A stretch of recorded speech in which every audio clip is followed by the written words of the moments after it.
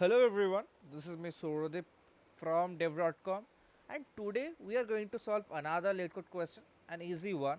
It's the famous two-sum problem. So without further ado, let's dive into the question. So what the question says, you are given with an array of integers and an integer target. You are given with an array, okay, and a target. So you need to find the index of the elements which when added equals to the target. As you can see, because nums 0 plus nums 1 equal to 9, that's why we are returning 0 and 1. Okay, so 2 plus 7 equal to 9, and 2's index is 0, 7's index is 1, that's why we are returning 0 comma 1. So for example 2, nums equal to 3 to 4, target is 6, and that's why we are returning first index, that is 2, second index, that is 4. 2 plus 4 equal to 6, and same goes for example 3. You have to return the index of the elements that when added creates the target. That's our motto. So you are given, you can return the answer in any order, and exactly you will have exactly one solution. So let's discuss how to approach the question. We will be discussing two approaches, that is first one is big of n square, and the second is more optimized. You guessed it right, yes, the big of 1 solution. Let's first discuss the big of n square solution. So as you can see, you are given with for example you are given with 3 comma 6 comma 2, and the target equal to 8. So you have to return 0 and 1. You have to create an algorithm that returns 0 and 1. Actually not 0 and 1, it's my bad, it's 1 and 2, because 6 plus 2 is 8, therefore the 6's index is 6, 6's index is 1, 2's index is 2, and 3's index is 0. That's why I have to return 1 plus 2 equal to 1 plus 2, yeah, then that's why we have to return the index 1 and 2 for 6 plus 2 equal to 8. So how we are going to do it? Yes, the basic brute force way. We are going to create two loops, one loop and another loop. Why? Because in the first loop we are selecting this, and the second loop we will compare with this and this. How will you compare? We will check if 3 when added with 6 equals to 8 or not, 3 when added with 2 equals to 8 or not. If they are equal, if they when added they are equal, we will return the simply the index, and same. If not, we will move on to the 6 onto the next element, that is 6, and then again we will do plus 1 and check whether 6, there will be one iteration actually, and inside the 6 for loop, and there will be one iteration, that is adding 6 plus 2 and then checking with 8. It's that easy. You have to if you have to do, and you have to return true, not true, return the index I comma j, like that we have to do. This is the first approach. So now let's talk about the big of n solution. What it will be, let's take an array at first. For example 5, 7, 9, 12 is a simple array, and then we will be checking if there are numbers when added will be equal to the target. What is the target? Let's take 16. So what will be returned? It will be returned like this. So this is they are the index, so 1 and 2 are will be returned. So for big of n, let's we have to use a single loop. How can we use a single loop? Yes, you have guessed it right, we will be using a hash map. So hash map you say, so what will be there in the key and the values? In the key there will be the input, the given arrays value of given array,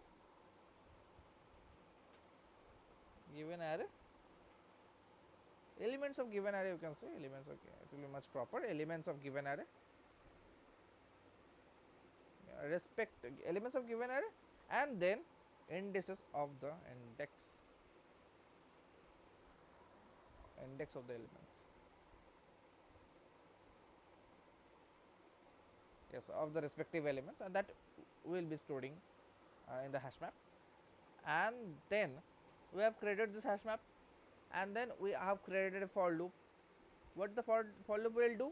It will traverse the input array, checking every number, and then it will check.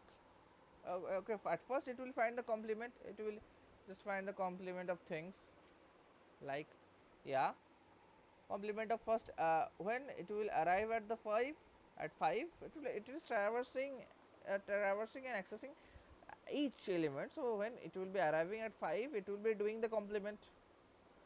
So complement of 5 is 16 minus 5, it will be doing 16 minus 5, it's 11. And then, okay, and then it will be checking in the empty hash map. The first, at first the hash map will be empty, there will be nothing there. It will be checking if there is that element in the hash map. If there is, then it will be returning what it will be returning.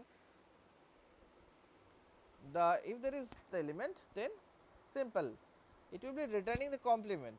So complement, we are storing each value na, and therefore there will be a value for the complement also. If the complement is there in the hash map, which is empty for now, it will be returned for that value. For example, if it is not written, let's at first talk about how what it will push. If it is not inserted into the if block, what it will push? It will push like this.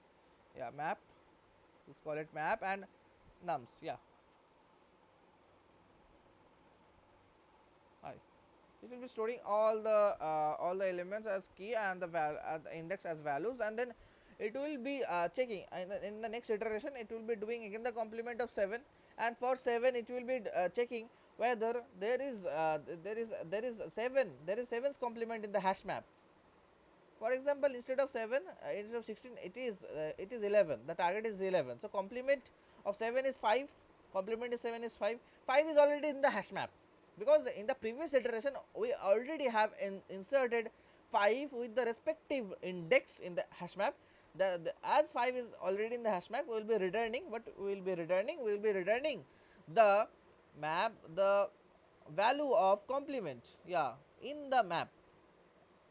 Value of complement in the map, what do I mean? Map of 5, it will be written 0, as it has been stored in the previous iteration. And for the current iteration, what it will be just the I, because we are taking the I because we are present at 7. And for 5, we have stored in the previous iteration the key as 5 and the value as the index. That's why we are able to put take out the value from the map and just return it. That's our approach. Okay, now let's move on to the code and let's code things up.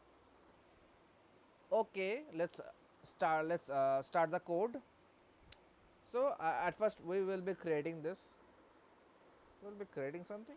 Yeah, maybe not. We will not be creating something. Let's just create a for loop at first.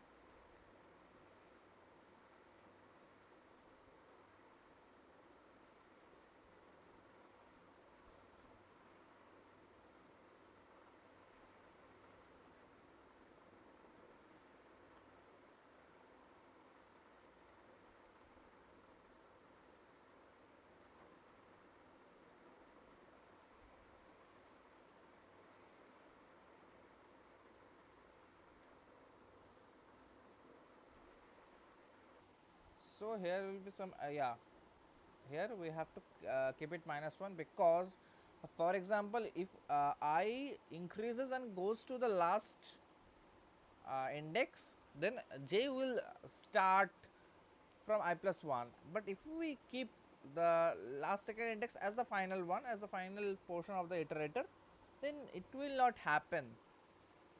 Okay, that's why we are using the number size -1 as the outside loops condition, ending condition, and that's it. Let's run it. Yeah, it has been accepted. Let's submit it. Yeah, our code has been submitted also. Let's now code the second solution.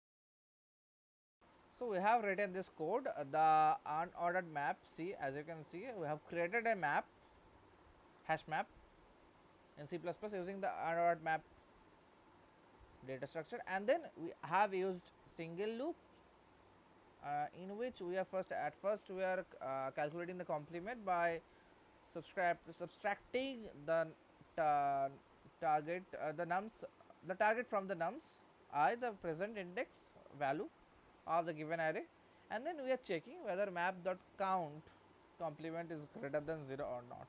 If it is there, then we are returning, else we are else actually nothing happens. If it is does not goes inside the if, we are actually putting every values of the input array and store as a key and the values as the index. That's what we are doing, and let's run it. Yeah, it has been accepted. Let's submit it.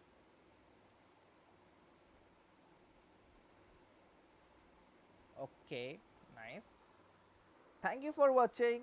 Hope you like this type of content, and if you love this, kindly press on the like button, and if you can subscribe if you want. I mean, it's a brand new channel, so please subscribe. It will support us. So thanks for watching again. Thanks for watching. Bye bye.